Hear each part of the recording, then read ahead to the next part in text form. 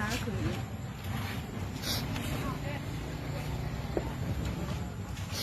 มาเด้อพี่น้องเด้อกินหอยเด้อ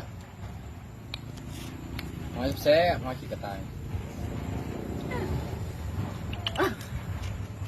ให้แหวหัวที